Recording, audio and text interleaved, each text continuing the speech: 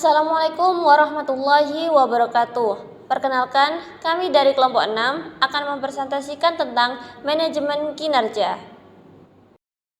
Sebelum kita memaparkan hasil diskusi kami tentang manajemen kinerja, izinkan kami perkenalkan diri kami agar kita saling kenal dan saling sayang.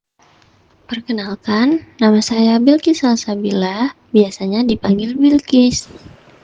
Perkenalkan, nama saya Cinta Alvina Rahmasari, biasa dipanggil Cinta. Perkenalkan, nama saya Putri Dwi Oktaviani, bisa dipanggil Puput. Perkenalkan, nama saya Baby Rahayu Lailatus Siam, biasa dipanggil Baby. Dan aku, Febrina Hajar Alim Adini, bisa kalian panggil Alma. Udah kenal nih sama kita.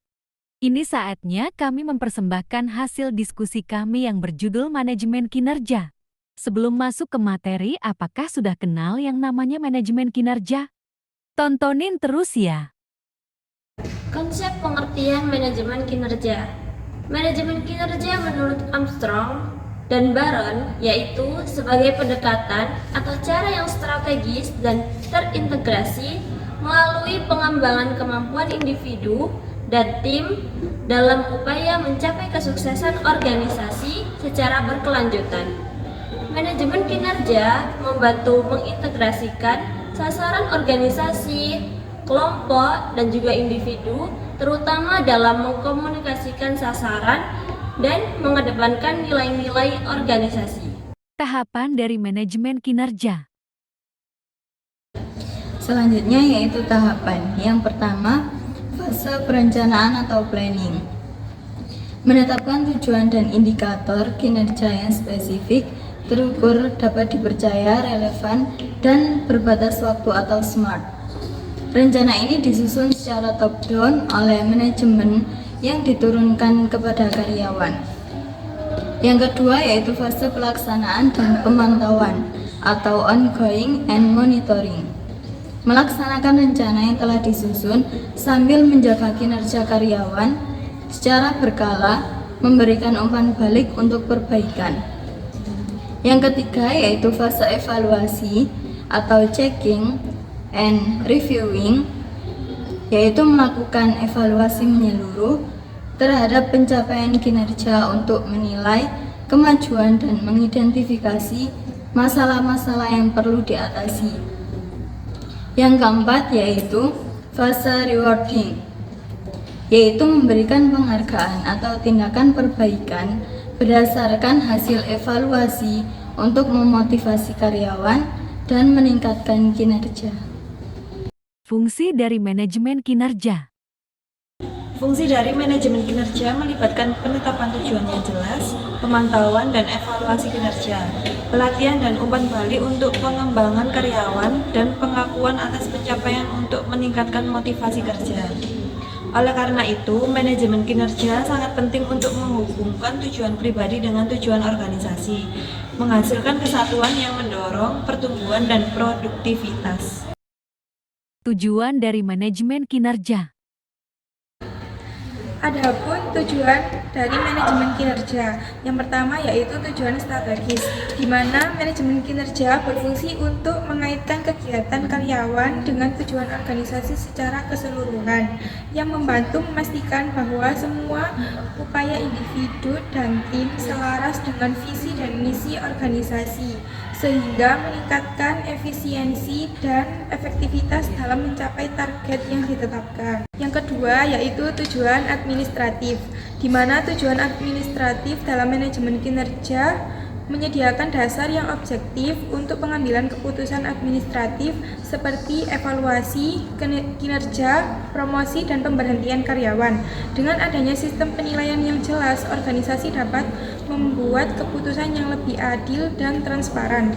Yang ketiga yaitu tujuan pengembangan, di mana manajemen kinerja juga bertujuan untuk mengembangkan kapasitas dan keterampilan karyawan. Melalui pelatihan dan pengembangan organisasi dapat membantu karyawan meningkatkan performa mereka yang pada gilirannya mendukung pertumbuhan organisasi secara keseluruhan. Teori dari manajemen kinerja.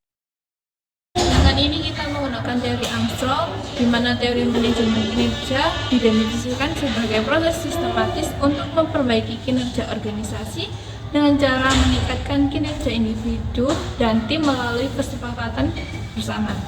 Maka secara keseluruhan, teori manajemen kinerja ini menekankan bahwa pentingnya integrasi antara tujuan individu dan tujuan organisasi sehingga keduanya saling mendukung dalam mencapai organisasi, yang tidak hanya berfokus pada hasil akhir tetapi proses input yang diperlukan untuk mencapai kinerja yang optimal.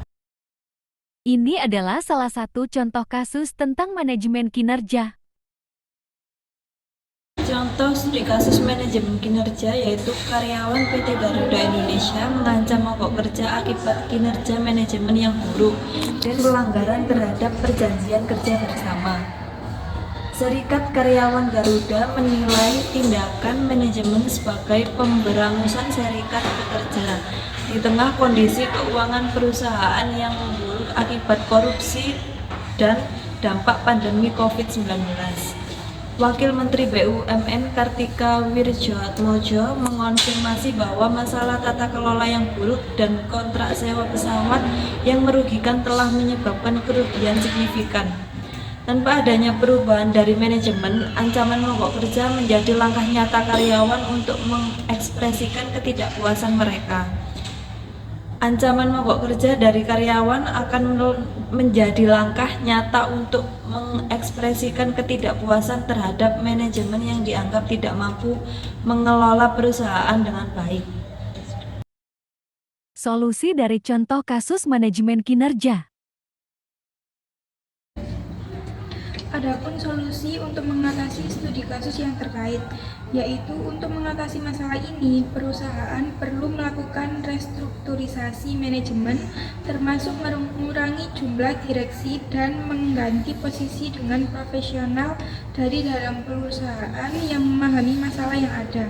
Selain itu, meningkatkan komunikasi dengan karyawan dan memenuhi perjanjian kerjasama juga penting untuk menciptakan suasana kerja yang kondusif, mengoptimalkan lini bisnis, dan melakukan promosi dapat membantu meningkatkan pendapatan. Mari kita saksikan behind the scene terlebih dahulu.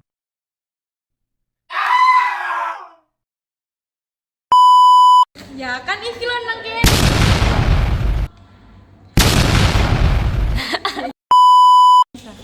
Buka suat dong. Satu, dua.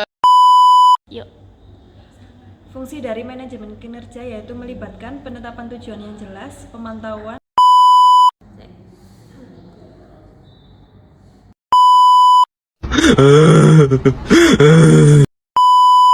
Hai guys, ada Via Putri, ada itu apa? Wah, sudah berakhir saja nih. Kami pamit undur diri dulu ya. Maaf jika ada salah kata dan perbuatan.